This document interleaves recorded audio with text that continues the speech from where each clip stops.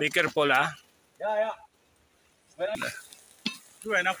Ay, amul sa magbinta kan dali juga deh.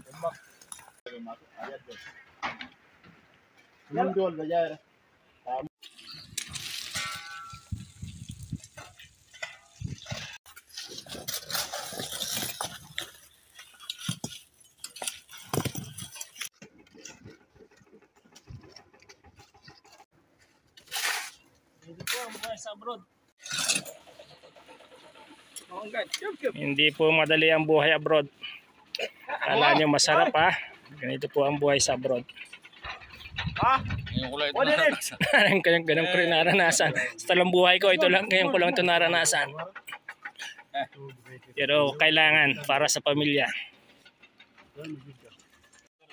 Yan po, patapos na po yung nire-repair namin riprap stone fence.